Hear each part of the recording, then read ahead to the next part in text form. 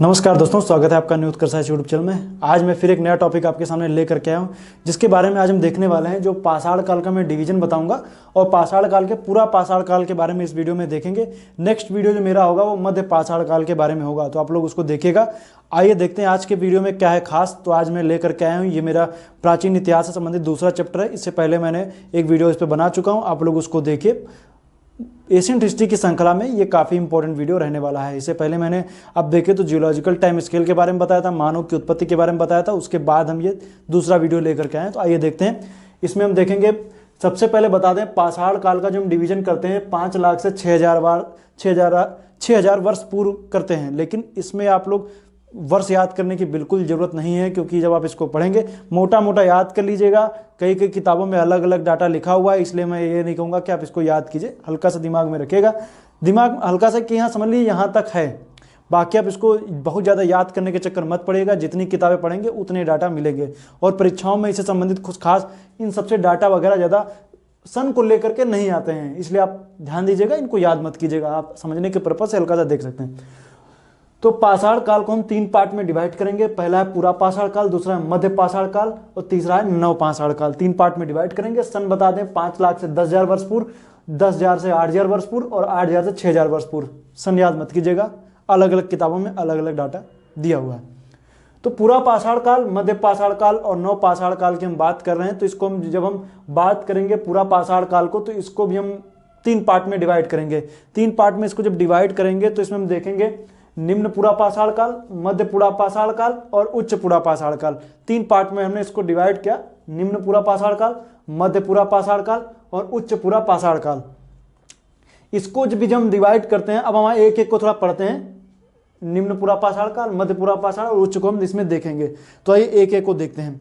सबसे पहले हम बात करेंगे निम्न पूरा पाषाण काल की। जब निम्न पूरा पाषाण काल को हम लोग पढ़ते हैं तो इसमें 2 जगहों के नाम आते हैं, जिनके नाम पर इनकी संस्कृति का भी नाम रखा गया है। पहला है चॉपर चॉपिंग संस्कृति। तो चॉपर चॉपिंग क्या है, चॉपर क्या होता है, देखिएगा आप साइड में यहाँ पर आपको एक फिगर बन के आ रहा है, उससे आप समझ सकते चॉपर क्या नहीं देखे होंगे। चॉपर वगैरह होता है कुछ इस तरीके से, आपको दिखेगा चॉपर, जैसे सब्जी वगैरह काटते हैं चॉपर वगैरह होता है। तो उससे उसी तरीके का पत्थर के औजार थे चॉपर। इसलिए इसके जो अवशेष मिले थे वो सोहन नदी घाटी, वर्तमान समय पाकिस्तान में, वहाँ पर इसके अवशेष वगैरह मिले थे, जिसके नाम पे इसकी संस्कृति का नाम रखा गया चॉपर चॉपिंग संस्कृति। दूसरा है हैंड एक्स। रॉबर्ट ब्रूसफुट जो थे उन्होंने खोज की, देखेंगे तो तमिलनाडु के पल्लवरम में, वहाँ पर इन्होंने खोज की, जहाँ पर इनको हैंड एक्स, हाथ से चलाने वाली कुल्हाड़ी जो होती है वो इनको वहाँ पर मिली थी। इस वजह से उसके आधार पर जब काल का डिवीजन देखा गया तो उसके आधार पर इसका नाम भी रखा गया हैंड एक्स संस्कृति। तो हैंड एक्स संस्कृति कहाँ की है, दक्षिण भारत की। दक्षिण भारत में कहाँ की, तमिलनाडु के पल्लवरम की। तो पल्लवरम में है, तमिलनाडु के पल्लवरम में रॉबर्ट ब्रूसफुट को यहाँ पर एक हैंड एक्स मिली थी, जिसके नाम पे इसकी संस्कृति का नाम भी रखा गया हैंड एक्स संस्कृति। और यहाँ पर जो देखेंगे तो यहाँ का जो आदिमानव लोग थे वो क्या करते थे, यहाँ पर देखेंगे तो क्वार्टजाइट पत्थर का प्रयोग करते थे औजार वगैरह बनाने के लिए। क्वार्टजाइट पत्थर जिसमें कुल्हाड़ी था, चाकू था, गड़ासे का प्रयोग आदि, इन सब का प्रयोग इसमें किया जाता था। कुल्हाड़ी, चाकू, गड़ासा का प्रयोग वगैरह किया जाता था। इसके कई सारे अवशेष जो क्षेत्र पूछे जाते हैं, जैसे डिडवाना राजस्थान, पोतवार पठार जो इस समय आप देखेंगे तो दिखेगा पाकिस्तान में, चिरकी निवासा महाराष्ट्र का क्षेत्र चिरकी निवासा, और नागार्जुन कोंडा आंध्र प्रदेश। तो ये निम्न पूरा पाषाण काल के जो है ये प्रमुख क्षेत्र हैं। और जो प्रमुख जो फैक्ट्स वगैरह हैं इनके बारे में मैंने आपको बताया। क्वार्टजाइट पत्थर का प्रयोग करते थे। लेकिन जैसे जैसे लोग आगे बढ़ेंगे देखेंगे तो यहाँ पर देखने को मिलता है कि मध्य पूरा पाषाण काल आ जाता है। मध्य पूरा पाषाण काल में देखेंगे तो यहाँ पर फलक संस्कृति बोला गया। फलक का मतलब क्या होता है, इससे औजार वगैरह बनाना वगैरह हुआ। तो फलकों का प्रयोग मतलब कि जैसे खुरचनी, बेधनी, छेदनी, जैसे होता है ना नुकीलेपन आ जाए, जैसे किसी चीज में क्या हो नुकीलापन आ जाए, फलक हो जाए, तो उसको लेकर के यहाँ पर किया गया। जिसमें यहाँ पर देखें तो क्वार्टजाइट का प्रयोग किया जाता था। इसमें से क्वार्टजाइट को हटा दिया गया, जिसमें मतलब हो रहा था प्रयोग, लेकिन नए नए तत्वों का प्रयोग होना शुरू हुआ। नए नए जिसमें जैस्पर था, फ्लिंट था, चर्ट का प्रयोग, ये सब यहाँ पर प्रयोग होना शुरू हुआ। इनके औजारों को देखें तो खुरचनी, बेधनी, छेदनी, ये सब यहाँ पर मिलते हैं। अवशेषों की बात करेंगे तो इसके अवशेष जो हैं बेलन घाटी में हीरन एवं जीवाश्म के अध्ययन, बेलन घाटी उत्तर प्रदेश में, यहाँ पर हीरन एवं कुछ जीवाश्म के अवशेष वगैरह यहाँ पर मिलते हैं। ये मध्यपुरा का फलक संस्कृति भी इसको कहते हैं, फलक संस्कृति, फलकों के इनके भी आप देखेंगे तो खुरचनी हो गया और भी अलग अलग आपके सामने यहाँ पर बन करके चित्र आ रहे हैं, जिनके जरिए आप इनको समझ सकते हैं कि कौन कौन से औजार कैसे कैसे होते हैं। तो मध्यपुरा पाषाण काल ये है। इसके बाद हम आएंगे उच्च पुरा पाषाण काल की ओर। उच्च पुरा पाषाण काल में ब्लेड का प्रयोग होने लगा। ब्लेड का मतलब कि थोड़ा मतलब कि जो भी यूज हो रहा था उनमें क्या हुआ, धार आने लगी।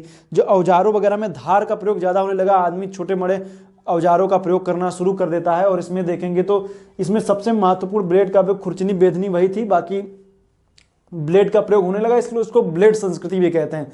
तो ब्लेड संस्कृति किसको कहते हैं, उच्च पुरा पाषाण काल को कहते हैं। इसमें और भी हम जब देखेंगे तो चकमक उद्योग, चकमक पत्थर होता है, देखे होंगे, चकमक पत्थर को लड़ाइए तो आग जलती है, चाकू के ऊपर रगड़िए किसी तरीके से रगड़िए तो उसमें आग जलती है। तो चकमक पत्थर या चकमक उद्योग की स्थापना हुई और यहीं पर देखेंगे हिमयुग की समाप्ति हो रही थी और यहाँ पर आधुनिक मानव का विकास हो रहा था। इसके प्रमाणों की बात करेंगे तो यहाँ पर आदमी पारिवारिक जीवन जीना शुरू कर देता है। और यहाँ पर देखेंगे तो गुफाओं में, भीमबेटका की गुफाओं मध्य प्रदेश में देखें तो वहाँ पर पशु पक्षियों एवं मनुष्यों के चित्र मिलते हैं। तो ये इंपॉर्टेंट है, भीमबेटका, पशु पक्षियों मनुष्यों के चित्र यहाँ पर भीमबेटका एमपी से हमें देखने को मिलते हैं। ये इंपॉर्टेंट है, बहुत इंपॉर्टेंट है भीमबेटका, याद रखिएगा, उच्च पुरा पाषाण। लेकिन ऐसा नहीं है कि भीमबेटका का संबंध सिर्फ उच्च पुरा पाषाण काल है। कह सकते हैं कि भीमबेटका जो है वो उच्च पुरा पाषाण काल से लेकर के मध्य पुरा पाषाण आपस में दोनों को संजोए हुए हैं। यहाँ पर इससे यहाँ से लेकर के मध्य पुरा पाषाण तक के काल में यहाँ पर देखेंगे आपको चित्रकारी देखने को मिलती है, जिसमें पशु पक्षी मनुष्य इन सबके चित्र हमें देखने को मिलते हैं। बात आती है कि आखिर ये लोग, ये सब रॉक पेंटिंग है, मतलब कि चट्टानों के ऊपर पेंटिंग वगैरह बना बना के इनको किया गया है। अब बात आती है कि आखिर यहाँ के लोग जो इस तरीके की पेंटिंग क्यों करते थे, आखिर कारण क्या था। तो पहली बात, तर्क दिए जाते हैं कि क्यों करते होंगे, तर्क दिए जाते हैं। तर्क, एक तर्क बताया गया कि तर्क ये है कि पेंटिंग करते हैं क्योंकि उनको पेंटिंग एक सबका शौक है, पेंटिंग इसलिए करते हैं क्योंकि उनका शौक है, उनको अच्छा लगता है, कला में रुचि है। लेकिन ये तर्क कुछ खास संगत लगता नहीं है, क्योंकि ये पेंटिंग का अगर जो शौक है तो उस परिप्रेक्ष्य में देखें उस टाइम पे किसी को पेंटिंग का उस तरीके शौक नहीं हो सकता है, क्योंकि वहां पर लोग क्या करते थे, खाने को लेकर के, इन सबको लेकर के, जीवन को लेकर के संघर्ष की दौर चल रहा था। वहां पर लोगों के पास इतना समय नहीं था कि वो पेंटिंग कर सके, सामाजिक जीवन जी रहे थे। लेकिन इस तरीके की बातों में नहीं जा सकते, क्योंकि पेंटिंग करते तो फिर उन जीवों का भी जिक्र होता, उनका भी जिक्र किया जाता कि जैसे अनाज पर बैठने वाली कोई चिड़िया हो गई या और भी जीव हो गए जिनका उनके डेली के बेसिस पे देखें तो जिनको आप वो देखते थे उनका जिक्र ना मिल करके अनाज पर बैठने में चिड़िया का जिक्र नहीं, और बाकी अलग अलग जीवों का जिक्र मतलब जिनको उनके मतलब कह सकते हैं जिनको वो मार करके खा जाते होंगे या जैसे उनका जैसे जिनका शिकार करते होंगे, उन सबके जानवरों का चित्र मिलता है। तो कहते हैं कि उन पर नियंत्रण पाने के लिए ये ऐसा शिकार करते थे। लेकिन मनुष्य के फिर चित्र क्यों मिलते हैं, मनुष्यों पर उनको कौन सा, उनको कह सकते हैं कि उनको मनुष्यों की तरफ देखें तो कौन सा उनको उन पर अपना प्रभाव स्थापित करना था या उन पर कह सकते हैं उनको अपने अंडर लेकर के आना था, इस वजह से तो नियंत्रण पाना था। लेकिन मनुष्यों को अगर छोड़ भी दिया जाए बाकी के चित्रकारों की वजह से, मतलब पशुओं के, पक्षियों के, जानवरों के जो चित्र मिल रहे हैं उन पे बात यही कही जाती है कि वहाँ के लोग क्या कर रहे थे, चूंकि ये शिकारी जीव, इनको जब अधिकतर शिकारी जीवों के यहाँ पर चित्र देखने को मिलते हैं तो कहते हैं कि उनके ऊपर अपने नियंत्रण स्थापित करने के लिए, क्योंकि वो उनसे जुड़े हुए थे, इस वजह से उनको, ताकि उनके आने वाले समय में, आने वाले भविष्य में उनको क्या हो सके, उन जीवों की महत्ता को या कहीं उनका शिकार आसानी हो सके, उन पर नियंत्रण स्थापित करने के लिए। होता नहीं कि जब कोई चीज़ जैसे ना मिलती तो आप उसी के पीछे लगे रहते हैं कि नहीं, आप बार बार चीज़ें उनके बारे में सोचना विचारना, सब कुछ आपके दिमाग में उसको लेकर के चलता रहता है। तो यही सब चीज़ें थी कि जानवर है, मुझे शिकार करना नहीं मिल रहा है तो होते नहीं कि हाँ नहीं करना है तो करना है, इस तरीके के, इस टाइप का मतलब कि, तो कहते हैं उसी को परिप्रेक्ष्य में देखें तो भीमबेटका की गुफाओं में चित्रकारी में देखने को मिलती है, इसी का परिणाम है। तो ये छोटा वीडियो है, कुछ बड़ा नहीं रहा, क्योंकि इसमें मध्य पाषाण और नव पाषाण काल को भी बताया जा सकता था, लेकिन मैं उसको इस वजह से इसमें नहीं बता रहा हूँ क्योंकि अगर जो उसको इसमें बता देंगे तो वीडियो थोड़ा सा कह सकते हैं बहुत कॉम्प्लिकेटेड हो जाएगा, सभी चीज़ें एक साथ में आ जाएंगी तो आप कन्फ्यूज हो जाएंगे। इसलिए मैं चाह रहा हूं कि छोटे छोटे टॉपिक के तौर पे आपको बताएं, जो छोटे छोटे टॉपिक को आपको, ताकि आपके ऊपर भी बर्डन ना पड़े, एक ही दिन में आप जो पढ़ें तो उसको अच्छे से बार बार रिवाइज कर सकें। इस वजह से ला रहा हूँ, तो आप प्रॉपर वे में इसको नोट्स वगैरह बनाना शुरू कीजिए, इसको आप लिखिए, इसको प्रॉपर वे में, काफ़ी अच्छा नोट्स आपका रहेगा, इसकी मैं आपको गारंटी देता हूँ। फ्लो चार्ट के माध्यम से बता रहे हैं ताकि आपको चीज़ें और अच्छे से समझ में आ जाएँ। आगे भी जब जरूरत पड़ेगी तो मैप भी आपको बना करके बताएंगे, मैप में थोड़ा सा और अच्छे से समझ में आ जाएंगी। तो नेक्स्ट वीडियो में मैं कोशिश करूँगा कि मैप भी साथ में बना दूँ, जो मैप बना देंगे ना तो और भी अच्छे चीज़ें समझ में आ जाएंगी। तो इनको आप नोट कर लीजिए, इंपॉर्टेंट भी है बाकी नेक्स्ट वीडियो में थोड़ा और चर्चा कर देंगे पाषाण काल के बारे में, कि मतलब कि कौन कौन विद्वानों ने खोज की, कैसे कैसे की, उसके बारे में नेक्स्ट वीडियो में थोड़ा चर्चा कर देंगे उसके बारे में भी।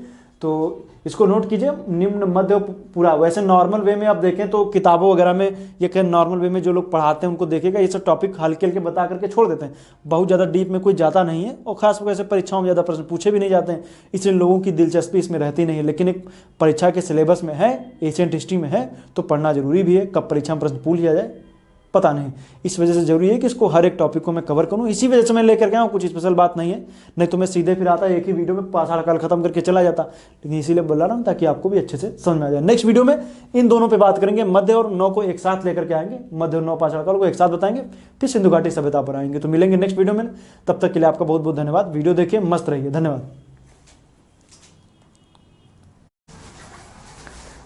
नमस्कार दोस्तों, प्राचीन भारत के इतिहास की श्रृंखला जो मैंने शुरू की थी उसके अंतर्गत आज हम आगे बढ़ेंगे, और आज के इस वीडियो में हम देखने वाले हैं मध्य पाषाण काल के बारे में देखेंगे। इससे पहले मैंने पूरा पाषाण काल के बारे में देखा था, क्योंकि मैंने बताया था कि नौ पाषाण काल भी इसमें बता देंगे, लेकिन वो उसको नेक्स्ट वीडियो में बताएंगे, क्योंकि इस वीडियो में फिर वो ज़्यादा बड़ा हो जाता है और फिर वो आपको समझ में नहीं आता।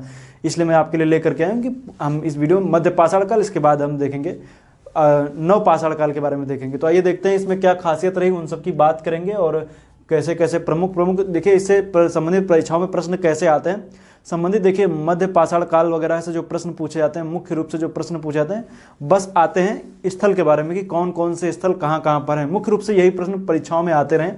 बाकी अगर जो संस्कृति के तौर पर हम देखेंगे तो हो सकता है परीक्षाओं में इनके बारे में थोड़े बहुत प्रश्न आ जाएँ, लेकिन मुख्य रूप से जो हम बात करेंगे तो यही आते हैं जो भारत के मैप में मैंने बना दिया है। इसमें आपको मैं प्रमुख क्षेत्रों के बारे में मैंने जिक्र कर दिया है, इनको आप देखिए, और यही परीक्षाओं में इनसे संबंधित प्रश्न आपको आएंगे कि लेखैया से क्या मिला, प्रतापगढ़ से क्या मिला, लंगनाथ से क्या मिला, इनके बारे में यही सब परीक्षाओं में प्रश्न आएंगे।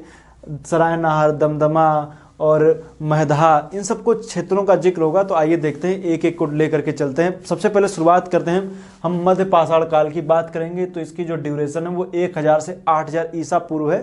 तो ये मतलब कि 1000 से 8000 ईसा पूर्व में ये कह सकते हैं इनकी टाइम पीरियड रहा है। तो इस काल में हम देखेंगे तो आखिर कौन सी घटनाएं घट रही थी।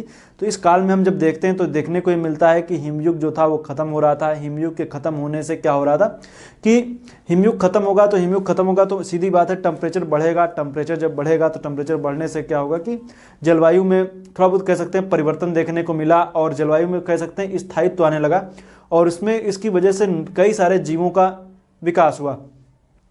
क्योंकि आप जान रहे हैं कि जब जलवायु गर्म होती है तो गर्म जलवायु में बहुत सारे जीव पनपते हैं। तो उसी से कह सकते हैं जब हिमयुग खत्म हुआ, हिमयुग का दौर खत्म होने के बाद में जब ये काल शुरू हुआ तो उस टाइम में देखेंगे तो हिमयुग के बाद में कई सारे नए नए जीव पनपना शुरू हुए, तो और जलवायु क्या हुई, गर्म हो गई। और उस टाइम के बाद से आज तक लगभग देखेंगे तो जलवायु में स्थायित्व बना हुआ है।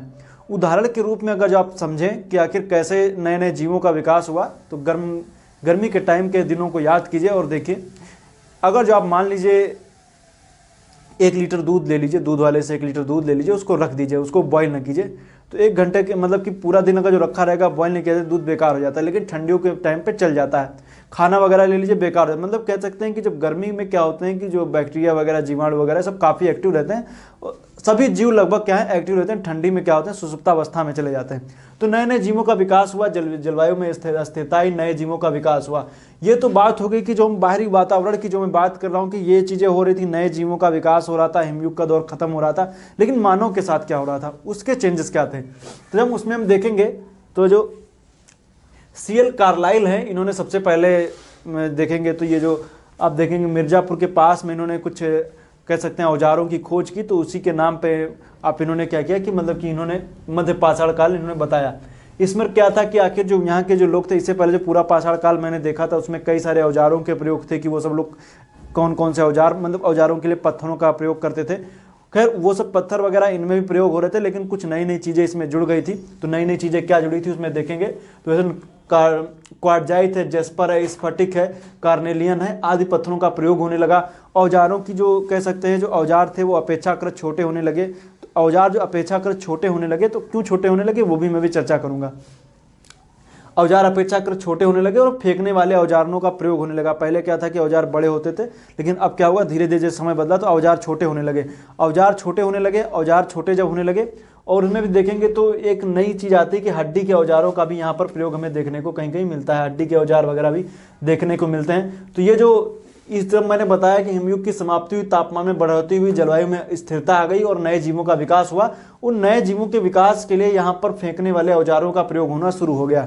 तो जो नए नए जीव का विकास हुआ उनको, क्योंकि आप चूंकि जीवों के विकास की अगर हम देखेंगे तो उस दौर में नए नए छोटे छोटे जीव जो थे वो पनप रहे थे। उनके विकास में देखें तो ये क्या हो रहा था, यहाँ पर उनका क्या हो रहा था, शिकार करने के लिए, नए जीवों के जो शिकार करने के, मछली वगैरह मारने के लिए, इन सब के लिए कह सकते हैं कि क्या हो रहा था कि यहाँ पर शिकार वगैरह किया जा रहा था। उनके लिए छोटे औजारों का, फेंकने वाले औजारों का प्रयोग यहाँ पर ज़्यादा हो रहा था।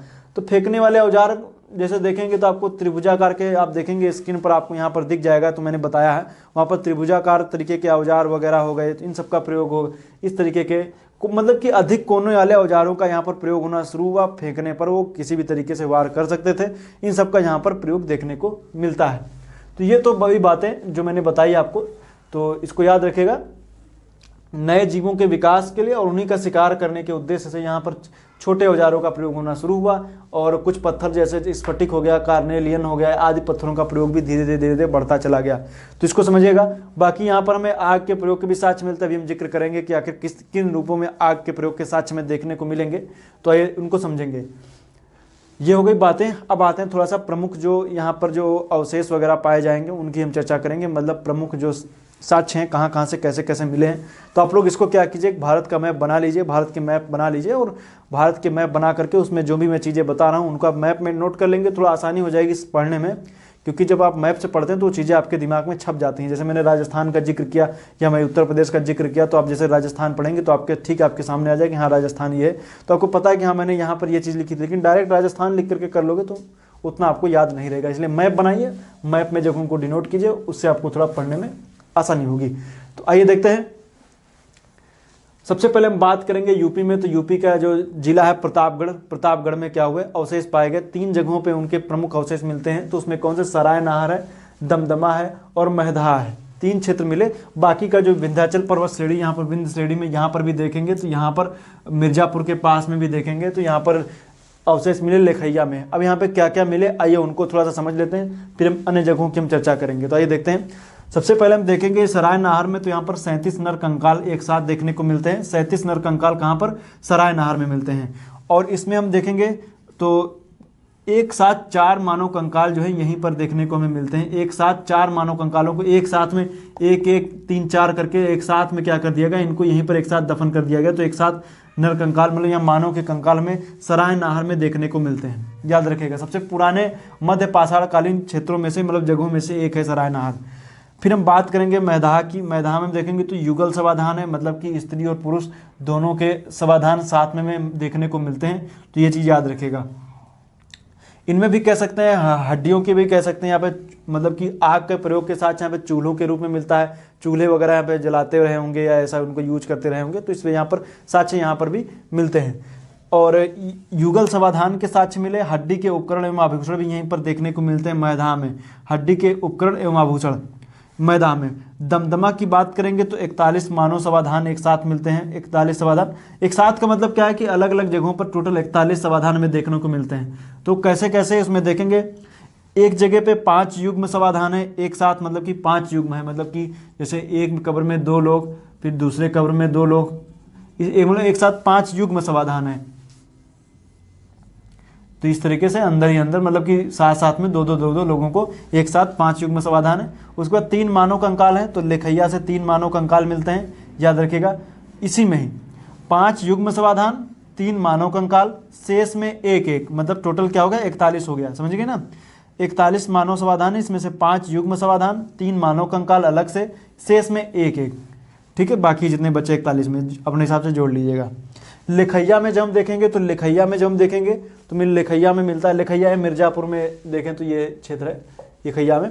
तो यहाँ पर क्या है, 17 नर कंकाल देखने को मिलते हैं लेखैया में। 17 नर कंकाल एक साथ, तुमको याद रखिएगा 17 नर कंकाल कहाँ मिले, लेखैया मिले। लेकिन इन्हीं में एक इतिहासकार हैं जैन पांडे। जैन पांडे की पुस्तक है जिसका नाम है पुरातत्व विमर्श। पुरातत्व विमर्श में JN पांडे ने कहा है कि यहाँ पर जो मतलब सराय नाहर, मैदहा और दमदमा में जो जितने भी मतलब कि जो मिले हैं, कह सकते हैं जो अवशेष वगैरह मिले, इनमें हड्डी के उपकरण एवं आभूषण ये तीनों जगहों से मिले हैं। ये JN पांडे का कहना है, तो याद रखिएगा, इतिहासकार है डॉक्टर JN पांडे, उन्होंने बोला है सरायनहर, मैदहा और दमदमा में तीनों, उनकी पुस्तक पुरातत्व विमर्श में ये बातें कही गई, इन तीनों का जिक्र किया गया है, उसको याद रखिएगा। आइए देखते हैं और आगे। MP के आदमगढ़ में देखेंगे, आदमगढ़ में देखें तो पशुपालन के साक्ष्य मिलते हैं। होशंगाबाद डिस्ट्रिक्ट में पशुपालन के साक्ष्य कहाँ मिलते हैं? आदमगढ़ में पशुपालन के साक्ष्य मिलते हैं, याद रखिएगा। राजस्थान के बागौर में भी पशुपालन के साक्ष्य में देखने को मिलते हैं, तो ये राजस्थान के बागौर में पशुपालन, आदमगढ़ में भी पशुपालन के साक्ष्य यहाँ पर देखने को मिलते हैं। साथ साथ में जब हम देखेंगे गुजरात में, गुजरात के लंगनाज में 14 नरकंकाल मिले हैं और उपकरण भी यहाँ पर देखने को मिलते हैं। तो लंगनाज में 14 नरकंकाल और उपकरण भी, बागौर में पशुपालन, यूपी में प्रतापगढ़ की जगह जो मैंने बताई, आदमगढ़ में पशुपालन के साक्ष्य भी यहाँ पर देखने को मिलते हैं। तो ये रही बातें जो मैंने आपको बताई। मिलेंगे नेक्स्ट वीडियो में जब हम बात करेंगे नवपाषाण काल के बारे में। तो फिलहाल आज का वीडियो नहीं समाप्त होता है। अगर जो आपको अच्छा लगा है तो आप इस वीडियो को लाइक कीजिए, अपने मित्रों के साथ शेयर जरूर कीजिए। मिलेंगे नेक्स्ट वीडियो में, काफ़ी इंपॉर्टेंट वीडियो है, इसमें परीक्षाओं में आपको प्रश्न बहुत सारे मिल जाएंगे। जितने क्षेत्र मैंने बताए हैं मैप में, इनको जरूर नोट कर लीजिए, क्योंकि मैप में नोट करेंगे तभी आपको अच्छे से चीज़ें और अच्छे से समझ में आएंगी। तो मिलेंगे नेक्स्ट वीडियो में, तब तक के लिए आपका बहुत बहुत धन्यवाद। नमस्कार दोस्तों, प्राचीन भारत की जो श्रृंखला मैं चला रहा था उसी के अंतर्गत आज मैं नया वीडियो लेकर के आया हूँ। प्राचीन इतिहास में जो ये वीडियो है ये मैं लेकर के आया हूँ नवपाषाण काल के बारे में। इससे पहले मैंने मध्य पाषाण काल के बारे में बताया था।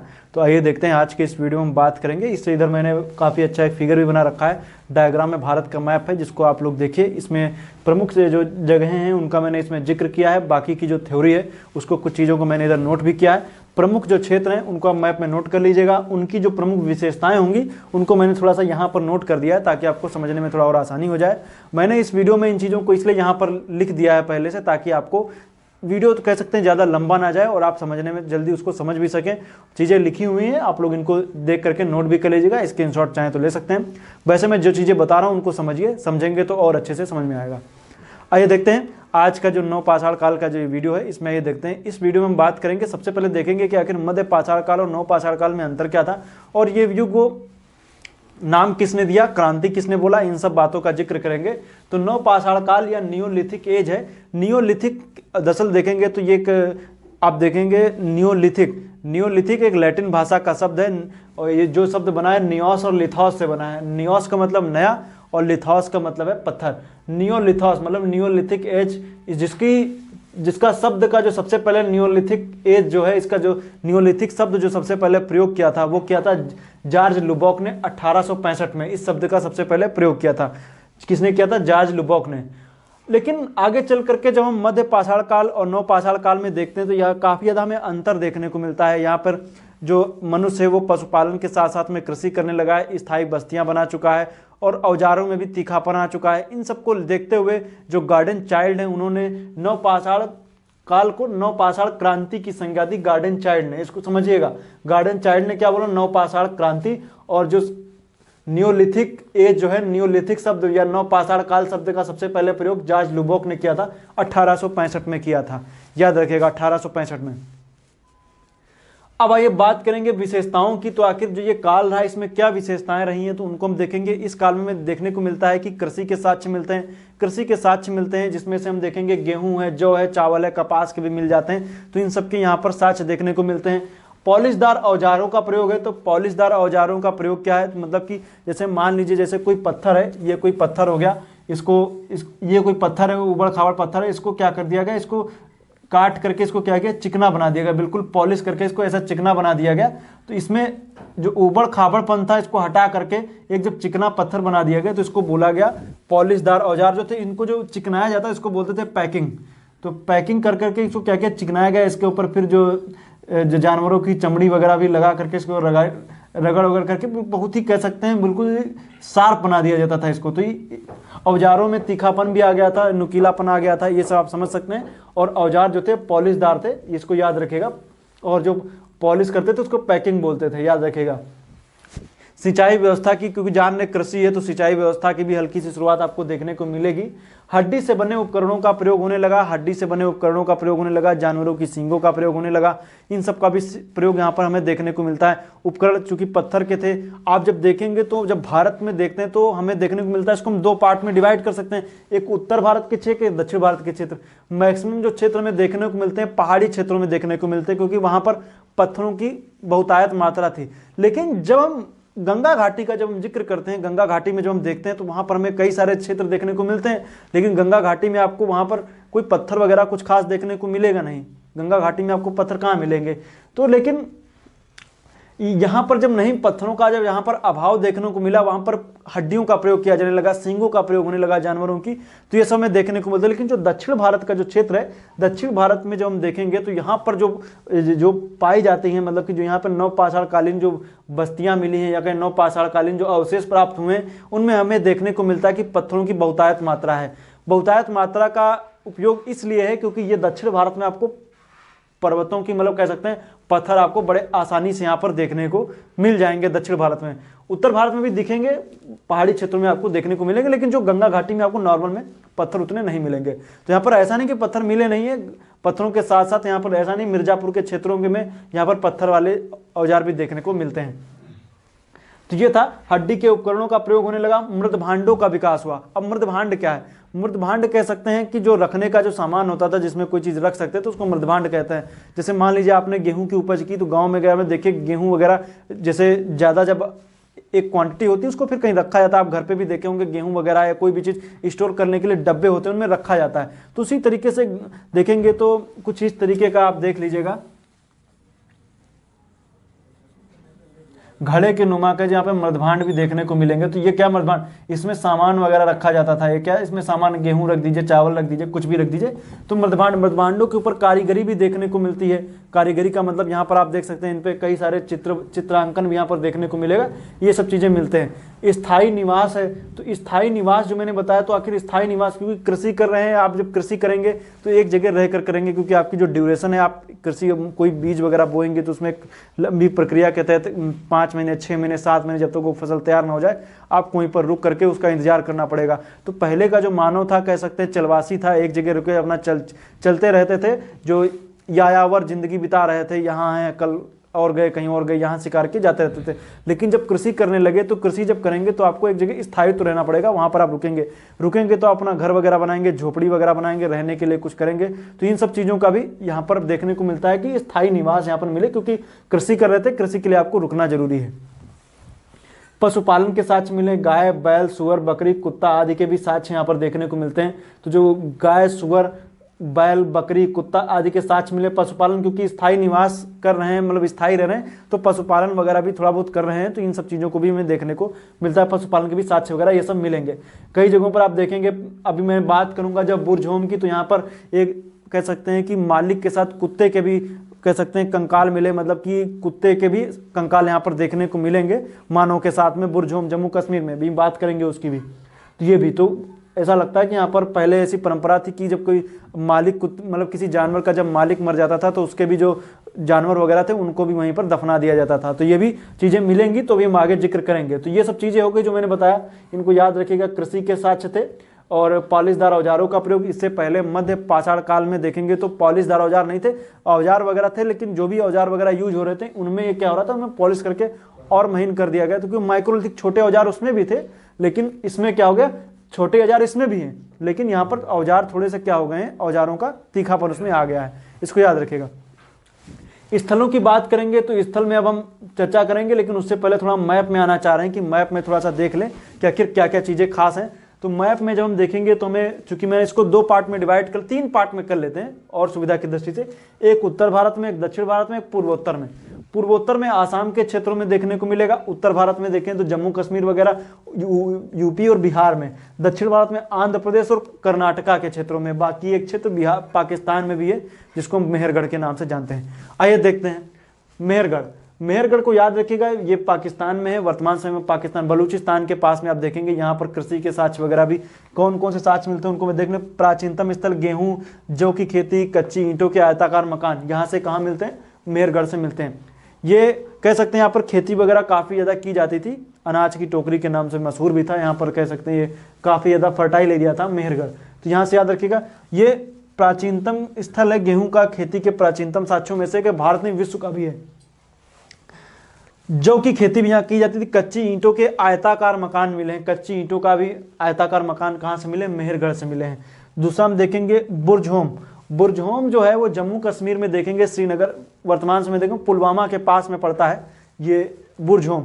बुर्ज होम की खोज जो देखें तो डी टेरा व पीटरसन ने इसको खोजा था। यहाँ पर गर्तावास, मानव के साथ कुत्ते के दफनाने के भी साक्ष्य यहाँ पर मिलते हैं। तो ये गर्तावास क्या है?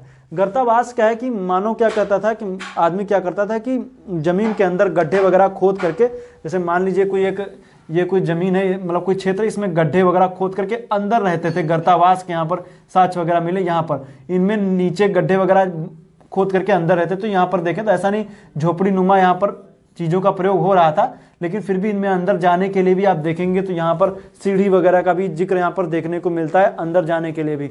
तो गर्तावास के भी यहाँ पर मिले गर्त, क्योंकि देखेंगे तो झीलों के किनारे पर यहाँ पर आपको देखने को मिलेंगे कि यहाँ पर कई सारे गर्तावास मिले जहाँ पर आदमी रहते थे।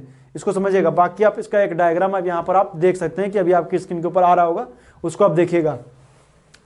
और हम बात करेंगे मानव के साथ कुत्ते के दफनाने के साथ, मोस्ट इंपॉर्टेंट है बुर्ज होम से मानव के साथ कुत्ते के दफनाने के साथ कहाँ से मिले?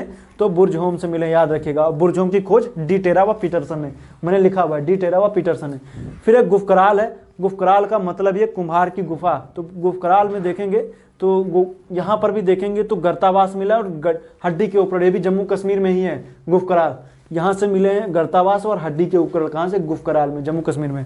फिर हम बात करेंगे, आएंगे जब इलाहाबाद के क्षेत्र में देखेंगे तो गंगा यमुना के जो मिलन स्थल है गंगा, मतलब यहाँ कहाँ पर? इलाहाबाद में। तो वहाँ पर आपको भी कई सारे क्षेत्र उसी के घाटी के आसपास के क्षेत्रों में देखने को मिलेंगे, जैसे कोयडिलवा है, चौपानी मांडो है, मैमड़ा है, मैमड़ा है। तो आइए देखते हैं कौन कौन से। कोयडिलवा से देखें तो धान के प्राचीनतम साक्ष्य कहाँ से मिले हैं? तो कोयडिलवा से मिले हैं। मृदभांड यहाँ से मिला, और सिलबट्टा, यहाँ पर कोई चीज़ पीसने के लिए जो सिलबट्टे का प्रयोग करते हैं वो यहाँ से मिला है। कहाँ से मिला है? कोल्डिवा से मिला है। कोल्डिवा को मैप में देख लीजिए, ये आप देख लीजिए प्रयाग है, इलाहाबाद है, वहीं पर देखेंगे तो 3 क्षेत्र यहाँ पर आपको देखने को मिले गंगा नदी के किनारे पर।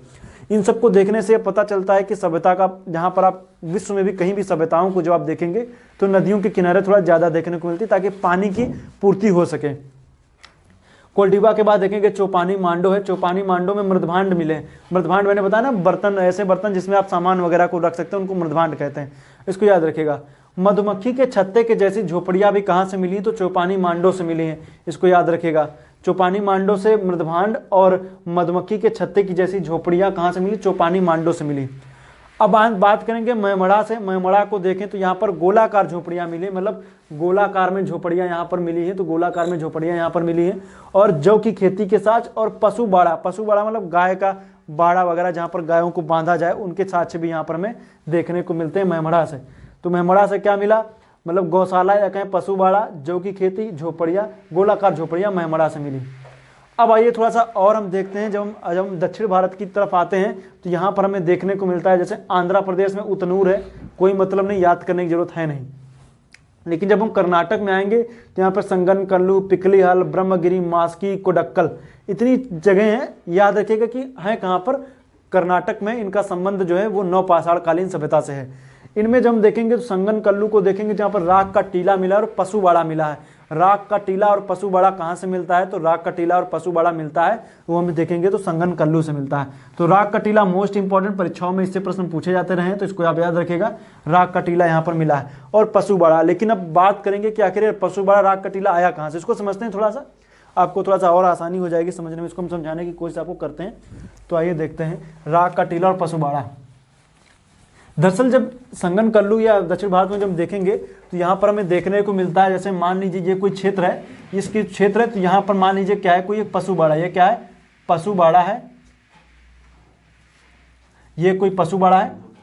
और जो ये वाला जो क्षेत्र है, मान लीजिए यहाँ पर अपनी कोई झोपड़ी बना करके यहाँ पर ये रह रहे हैं, इनकी कोई झोपड़ी यहाँ पर ये रह रहे हैं, और ये पशु बाड़ा है। लेकिन जो इन क्षेत्रों में जब हम देखेंगे तो पशु बाड़ा और राख का, ये पशु बाड़ा यहाँ पे कोई रहते हैं, लेकिन जब ये अपने स्थान से चले जाते थे, ये जब अपने स्थान से चले गए, कहीं रहने के लिए चले गए, यहाँ चले गए, तो यहाँ इस क्षेत्रों में क्या करते थे? आग लगा देते थे। इस क्षेत्रों में आग लगा देते थे। तो ये टीले के रूप में आपको देखने को मिलेगा। ये क्या एक टीले के रूप में आपको देखने को मिलेगा यहाँ पर, क्योंकि ये जो यहाँ रहते थे झोपड़ी वगैरह में जब कहीं चले गए, लेकिन पशु बाड़े को वैसे ही रखते थे।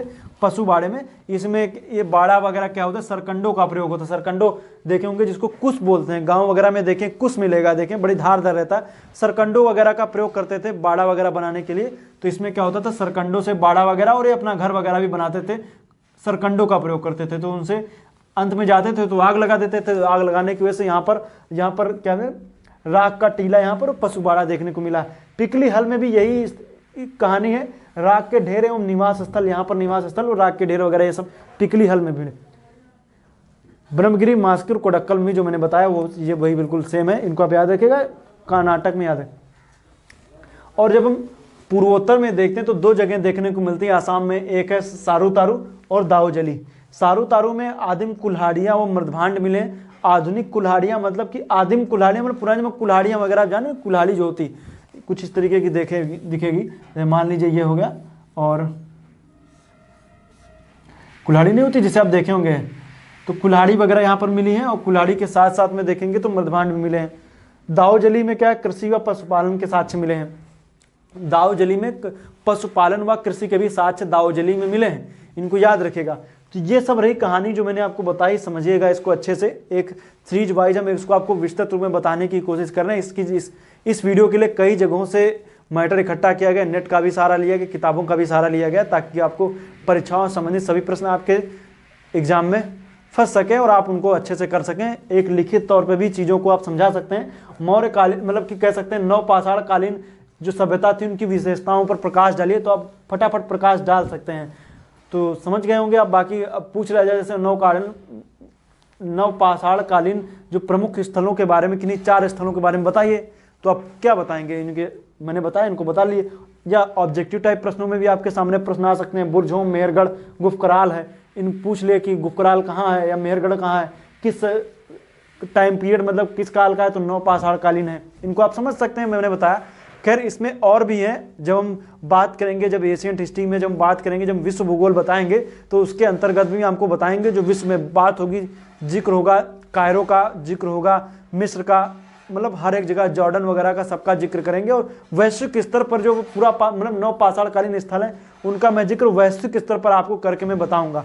लेकिन फिलहाल अभी मैं भारत के भूगोल के संदर्भ में आपको चीज़ें बता रहा हूँ। आगे जब विश्व इतिहास की जब हम बात करेंगे तो उसमें आपको विस्तृत रूप से और भी इन सब चीज़ों, क्योंकि विश्व इतिहास में मैं शुरुआत बिल्कुल वहीं से करूंगा जहां से हिस्ट्री स्टार्ट होती है, तो उसको भी मैं आपको आगे चल करके और अच्छे से बताने की कोशिश करूंगा। लेकिन फिलहाल इंडियन हिस्ट्री के पर्पज से आप इन चीज़ों को पढ़िए, आपके लिए काफ़ी लाभप्रद रहेगा। जो मैंने चीज़ें बताई हैं उनको समझिए।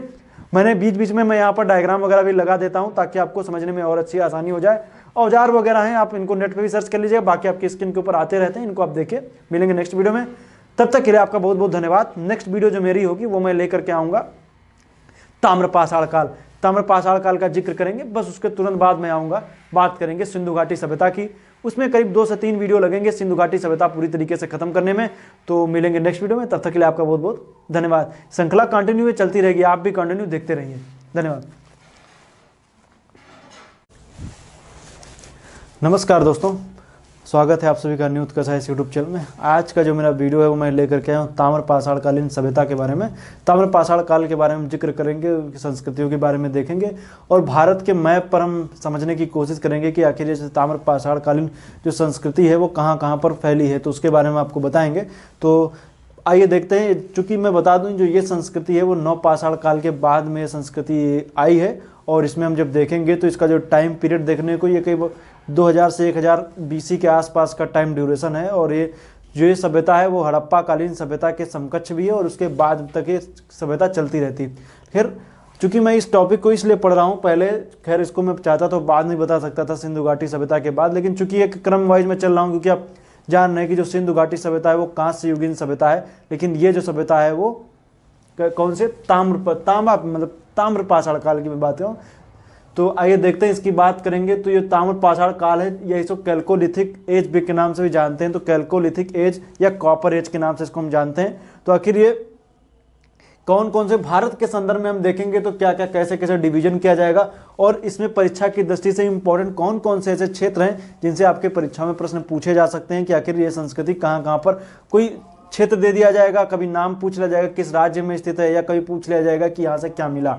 तो ये सभी परीक्षाओं से संबंधित प्रश्न है, सभी प्रश्न आपके सामने लेकर के आएंगे। इधर भारत का मैप बना हुआ है जिसमें मैंने कुछ प्रमुख क्षेत्रों का मैंने जिक्र भी किया है, और उसके साथ में हम उन क्षेत्रों को मैंने यहाँ पर बता दिया है कि कहाँ कहाँ से क्या क्या चीज़ें मिली हैं। अगर जो आपको साफ नहीं भी दिख रहा है तब भी जो मैं बातें बता रहा हूँ उनको ध्यान से सुनिएगा।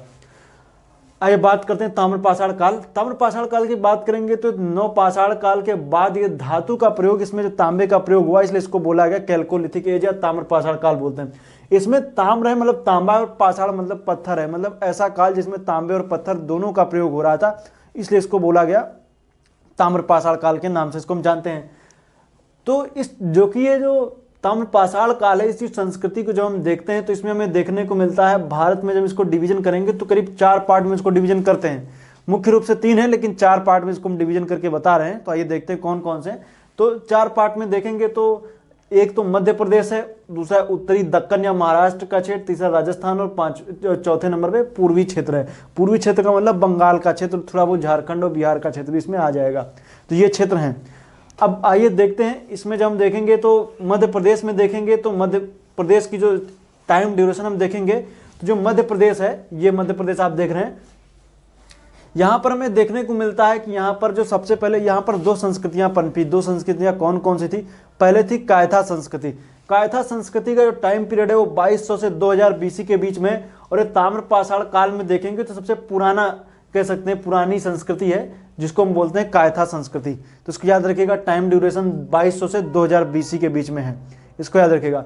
और जब ये कायथा संस्कृति के बाद में जब हम देखेंगे, जब ये संस्कृति जो थी वो विलुप्त हो गई, या कहें कि संस्कृति के बाद उसी संस्कृति पर एक नई संस्कृति है जिसको बोला गया मालवा संस्कृति। तो मालवा संस्कृति की जो टाइम ड्यूरेशन 1800 से 1200 बीसी, और ये नर्मदा नदी के तट पर आप देखेंगे तो यहीं पर आपको दिखेगी, याद रखिएगा, नर्मदा नदी के तट के पास में।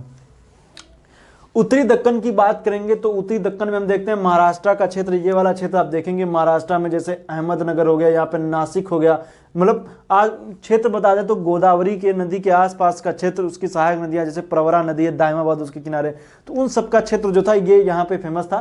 तो इसको याद रखिएगा। इसको जौरवे संस्कृति के नाम से भी जानते हैं, जौरवे यहाँ का एक स्थान भी है। तो जौरवे संस्कृति प्रवरा नदी के किनारे, गोदावरी की सहायक नदी प्रवरा नदी है, तो दायमाबाद उसी किनारे स्थित है। तो कह सकते हैं नदी पूछ लिया जाए तो आप याद रखिएगा तो ये प्रवरा नदी है, दायमाबाद इसी किनारे स्थित है। राजस्थान की बात करेंगे तो राजस्थान में संस्कृति है आहार संस्कृति। आहार संस्कृति की जो हम बात करेंगे तो ये हमें देखने को मिलती है, ये बनास नदी के पास में, बनास सुने ना, छिप्रा नदी, बनास नदी, ये सब इनको आप याद रखिएगा, तो उसी के किनारे यहाँ पर ये उस संस्कृति है। अब इसके बाद देखेंगे तो जो ये नदी है इसको बोलते हैं, मतलब ये क्षेत्र है पूर्वी क्षेत्र है, बंगाल का क्षेत्र है। बंगाल के क्षेत्र में देखेंगे तो यहाँ पर कुछ खास चीज़ें नहीं मिलती हैं, लेकिन इसका कोई टाइम पीरियड डिसाइड नहीं किया गया है। टाइम पीरियड डिसाइड नहीं होने की वजह से इसको कह सकते हैं, कुछ इतिहासकारों का मानना है कि यहाँ से कुछ चीज़ें मिली हैं जो ताम्रपाषाणकालीन सभ्यता को दर्शा रही हैं। जैसे कि यहाँ पर मछली पकड़ने के कांटे मिले हैं तांबे के, साथ साथ में आप देखेंगे तो यहाँ पर हमें देखने को मिलता है कि चावल के साक्ष्य मिले। तो वर्तमान संदर्भ में भी देखें तो वो जो क्षेत्र है बंगाल का, वहाँ पे भी कहते हैं, इसलिए कहा जाता है कि यहाँ के लोग क्या करते थे कि मछली पालते थे और चावल, तो यहाँ के लोगों की मुख्य खुराक मछली चावल थी, जो वर्तमान संदर्भ में भी अब बंगाल में देखेंगे तो आपको देखने को मिलता है, मछली और चावल। तो ये क्षेत्र जिसमें से मिदनापुर हो गया, वीरभूमि हो गया, यहाँ से कुछ साक्ष्य वगैरह यहाँ से देखने को मिलते हैं, कृषि वगैरह के साक्ष्य वगैरह सब यहाँ मिलते हैं। तो आइए देखते हैं, एक एक जगहों को उठाएंगे तो देखते हैं राजस्थान के प्रमुख, महाराष्ट्र के, मध्य प्रदेश के और पश्चिम बंगाल के, इतने क्षेत्र हैं। शुरुआत करते हैं मध्य प्रदेश से। तो मध्य प्रदेश में कौन कौन से क्षेत्र हैं उनको मैं देख लेता हूँ। तो मध्य प्रदेश में देखेंगे तो कायथा, मैंने बताया ना कायथा की संस्कृति पहले थी, उसके बाद आई मालवा संस्कृति। कायथा संस्कृति में एरड़ हो गया, त्रिपुरी हो गया। मालवा संस्कृति में नवदा, टोली और मालवा क्षेत्र हो गए। तो इनको क्षेत्रों को हम थोड़ा सा समझते हैं कि कौन कौन से कैसे कैसे। तो आइए देखते हैं। कायथा से देखेंगे तो कायथा से मिले हैं तांबे के 29 कंगन, याद रखिएगा, तांबे के 29 कंगन कहाँ से मिले हैं? कायथा से मिले हैं। एरड़ से क्या मिला है? एरड़ भी आप देखेंगे तो आगे गुप्त काल में भी आप समझेंगे एरड़ की महत्ता आपको देखने को मिलेगी आगे गुप्त काल में भी। तो लेकिन चूंकि एरड़ में ही देखते हैं, यहाँ से देखेंगे तो कुबड़दार बैल मिला है। मातृ देवी अग्नि की उपासना के साक्ष्य यहाँ पर मिले हैं। हाथी दांत के लटकन भी यहीं से मिले हैं, तो इसको याद रखिएगा। मातृ देवी एवं अग्नि की उपासना, कुबड़दार बैल, हाथी दांत के लटकन, ये सब चीजें कहाँ से मिली? एरड़ से मिली हैं, एरड़। आगे आएगा भानुगुप्त का एरल अभिलेख, जब मैं गुप्त काल का जिक्र करूंगा तो उसमें आएगा, सती प्रथा का साक्ष्य मिलेगा। मालवा की बात करेंगे तो ये देखिए मालवा क्षेत्र है, मालवा के क्षेत्रों में जब आप देखेंगे तो आपको दिखेगा नवदा टोली है और मालवा है। तो मालवा से क्या मिला है, कपास उत्पादन के साक्ष्य मिले हैं और चरखे के साक्ष्य मिले हैं। नवदा टोली है, इसका चूंकि मैं आपको जिक्र कर दूं, इसका उत्खनन जो है HD संकालिया ने किया था, और इसके जो प्रमुख जो यहाँ के जो मिले हुए अवशेष हैं उनमें से सबसे बड़ी ग्रामीण बस्ती थी। तो पूछा जाए कि ताम्र पाषाण काल की सबसे बड़ी ग्रामीण बस्ती कौन सी थी, तो नवदा टोली ही थी। कहाँ है, मध्य प्रदेश में है। अनाजों के प्रकार, यहाँ पर कई प्रकार के अनाज वगैरह भी यहाँ से मिले हैं, कहाँ से, नवदा टोली से ही मिले हैं, याद रखिएगा। तो अनाजों के प्रकार और सबसे बड़ी ग्रामीण बस्ती। मालवा का मैंने बताया कपास उत्पादन, क्योंकि आप वर्तमान संदर्भ में भी आप देखेंगे तो मालवा जो MP के आसपास ये जो क्षेत्र है ये काली मिट्टी के लिए ज्यादा जाना जाता है, इसलिए यहाँ पर आप देखेंगे कपास हो गया, सोयाबीन हो गया, ये सब काली मिट्टी में खूब पनपते हैं, उनको ऐसी मिट्टी ही चाहिए। तो इस क्षेत्र में, मालवा के क्षेत्र में कपास उत्पादन के साक्ष्य में देखने को मिलते हैं। तो कपास उत्पादन कहाँ से, मालवा से। नवदा टोली से मैंने बताया सबसे बड़ी ग्रामीण बस्ती और अनाजों के प्रकार यहाँ से मिले। अब हम बात करते हैं राजस्थान की। राजस्थान में देखेंगे तो अहाड़ संस्कृति है। अहाड़ जो है ये तांबे के लिए काफी फेमस है। इसके आसपास के जो ये क्षेत्र आप देखेंगे तो ये पूरा क्षेत्र जो है आप देखने को मिले सिंधु घाटी सभ्यता का क्षेत्र है। वो कहते हैं यहाँ के लोग ही यहाँ आकर के बस गए थे, ऐसी सी बातें हैं। लेकिन अभी चूंकि सिर्फ परीक्षा की दृष्टि से महत्वपूर्ण बिंदुओं पर चर्चा करने इसलिए उन बातों का जिक्र करेंगे। तो अहाड़ जो था, तांबे यहाँ पर काफी ज्यादा तांबा था, इसलिए इसको बोलते हैं, तांबे के सबसे ज्यादा साक्ष्य मिले हैं, तांबे के यहाँ कई सारी चीजें मिली, इसलिए इसको तांबवती भी कहते थे। तांबवती किसको बोलते थे, तो अहाड़ को बोलते हैं, इसलिए अहाड़ के नाम पर इसको अहाड़ संस्कृति भी कह देते हैं, तो याद रखिएगा। और कपड़े के छपाई के यहाँ पर मिले, ठप्पे वगैरह जो नहीं करते हैं, जैसे आप कोई भी ठप्पा वगैरह लगाना, तो ये सब यहाँ कपड़े के छपाई का काम भी यहाँ पर होता था। अब यहीं पर देखेंगे राजस्थान में अहाड़ है, गिलुंद भी यहीं पर राजस्थान में ही है। तो गिलुंद से क्या मिला, अग्निकुंड के साक्ष्य मिले हैं। अग्निकुंड के साक्ष्य कहाँ से मिले हैं, गिलुंद से मिले हैं, तो इसको याद रखिएगा। इसके बाद बालाथल है, बालाथल भी देखिए यहीं राजस्थान में है। तो बालाथल से पत्थर एवं तांबे के उपकरण कहाँ से मिले, बालाथल से काफी ज्यादा मात्रा मिले, लेकिन कोई परीक्षा की दृष्टि से इंपॉर्टेंट नहीं है, बालाथल याद रखिएगा राजस्थान में ही है। इसके बाद है गणेश्वर। गणेश्वर थोड़ा इंपॉर्टेंट इसलिए क्योंकि राजस्थान का जो खेतड़ी है, खेतड़ी तांबे की खान है, उस क्षेत्र में स्थित था। और कहते हैं कि गणेश्वर से ही आप देखें तो सिंधु घाटी सभ्यता के क्षेत्रों में आप देखें तो वहां पर तांबे की आपूर्ति इससे की जाती रही होगी। और गणेश्वर से क्या क्या मिला ये देखते हैं। तीर की नोक मिली है, बर्छा मिला है, कंगन मिले हैं और छेनी मिली है। छेनी देख ठोंकते हैं, जिसपे कहीं रख के ठोंक दीजिए, उस पर थोड़े से हथौड़े से ठोंकते नहीं, छेनी मिली है। बर्छा मिला है, मार कर से किसी चीज का शिकार करते ना, बर्छा जो होता है, बर्छा मिला है। तीर की नोक वगैरह, जो तीर का आगे का नोक जो नहीं इस तरह के शेप में जो होता है, ये जैसे ये आगे मान लिया तीर है तो ये मिला है, तो तीर की नोक मिली है। ये सब चीजें मिली कहाँ से, और खेतड़ी खान के समीप था, तांबे के यहाँ खूब आपूर्ति खूब यहीं से होती थी, तो इसको याद रखिएगा, खेतड़ी खान के समीप था। और गणेश्वर जगह का नाम है कहाँ पे, ये भी राजस्थान में ही है, गणेश्वर याद रखिएगा। तो ये होगा गणेश्वर। अब आइए बात करते हैं महाराष्ट्र की। महाराष्ट्र की बात करेंगे तो महाराष्ट्र को बोलते हैं जोरवे संस्कृति, जो कि मैं मृदभांड वगैरह यहाँ से खूब वगैरह मिले भी हैं, लेकिन चूंकि अभी मृदभांडों का जिक्र बहुत ज्यादा नहीं करेंगे, परीक्षा की दृष्टि से इंपॉर्टेंट चीजों को भी, खैर यहाँ पे भी थोड़ा जब यहाँ की बात करेंगे महाराष्ट्र की तो थोड़ा सा मृदभांडों के प्रकार चेंज होंगे, तो उसको मैं भी हल्का जिक्र करूंगा। आइए देखते हैं महाराष्ट्र में जब हम देखेंगे तो यहाँ का जो क्षेत्र है वो अहमदनगर हो गया, नासिक हो गया और पुणे वगैरह का क्षेत्र हो गया। इन सब क्षेत्रों में काफी ज्यादा अवशेष मिले हैं। इसमें हम देखेंगे तो क्षेत्रों की बात करेंगे, जोरवे, दायमाबाद, नेवासा, इनाम गांव, सोनगांव, ये सब क्षेत्र यहाँ के फेमस हैं। अब ये क्षेत्र फेमस हैं, इनमें हम जब देखेंगे तो जैसे दायमाबाद है, तो दायमाबाद वैसे तो कहते हैं, दायमाबाद आप पढ़ेंगे कि जब मैं सिंधु घाटी सभ्यता पढ़ाऊंगा तो उत्तर में मांडा से दक्षिण में दायमाबाद, ये क्या होगी, दक्षिणी छोर होगा सिंधु घाटी सभ्यता का। तो इसको हम बात करेंगे यहाँ पर दायमाबाद से, तो दायमाबाद यहाँ पर, तो ये कहते हैं यहाँ ये जो क्षेत्र था ये दायमाबाद, ये मतलब आप देखेंगे तो ये ताम्रपाषाण काल से भी संबंधित है।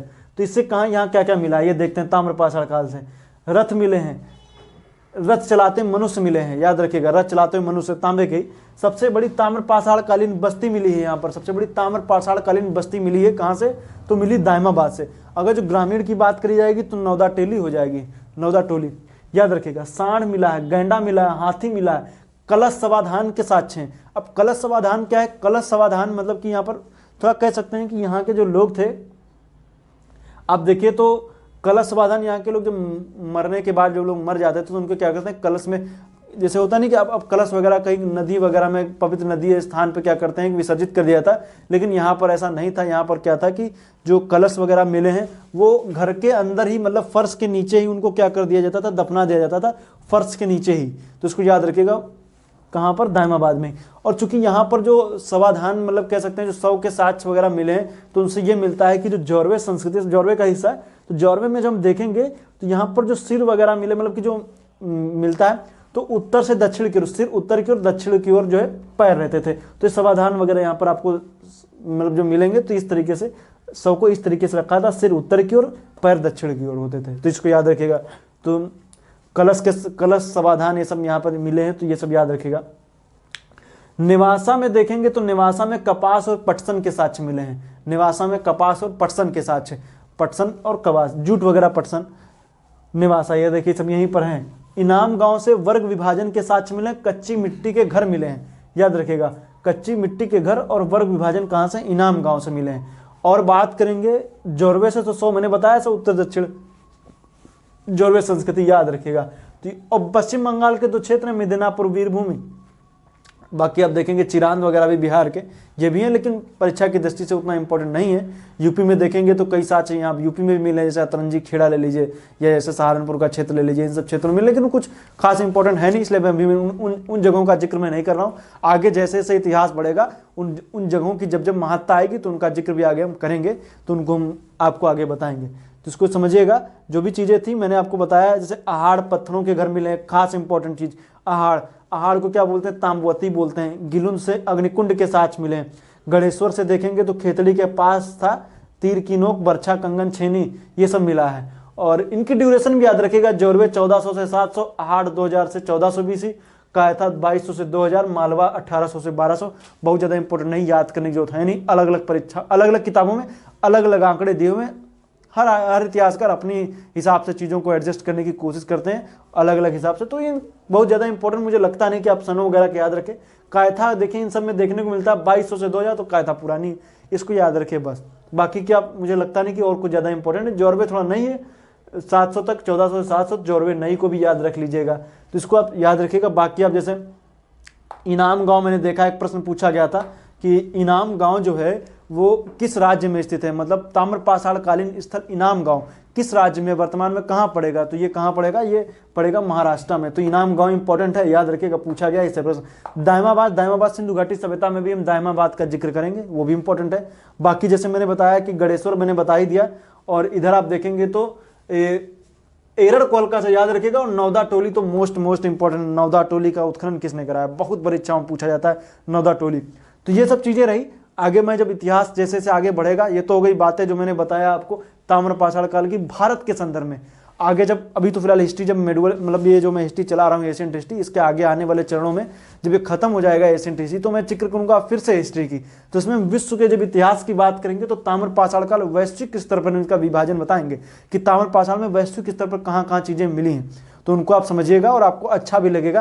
लेकिन पहले चूंकि ये इतिहास की जो ज़्यादा इंपॉर्टेंट ये जो मैं पढ़ा रहा हूँ ये सीरीज है, इसलिए इसको जल्दी से जल्दी मैं खत्म करने की कोशिश करूंगा।